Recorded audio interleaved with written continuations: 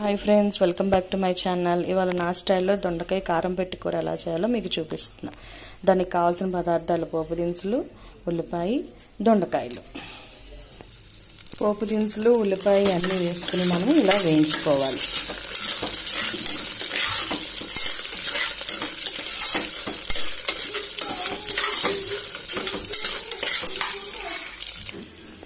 ఈ వేయించుకున్న పోపులో మనము రుచికి సరిపడా సాల్ట్ వేసుకోవాలి. దీన్ని మనము గ్రైండ్ చేసుకోవాలి.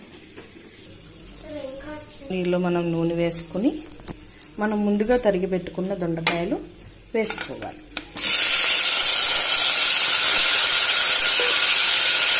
వేసుకుని కాసేపు మగ్గించాలి. ఈ వేగుతున్న దొండకాయల్లో మనం ఆడపెట్టుకున్న కారం వేసుకోవాలి.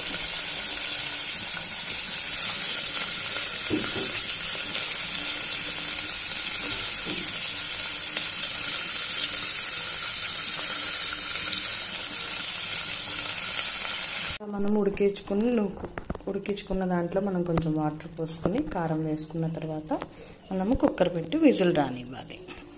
నేను ఎందుకు కుక్కర్ పెడుతున్నాను అంటే మనకి దొండకాయ మగ్గడానికి చాలా టైం పడుతుంది. అది ఆఫీసులకి వెళ్ళే వాళ్ళు ఇలా చేసేసుకున్నారనుకోండి, మనకి 10 నిమిషాల్లో కూర రెడీ అయిపోతుంది.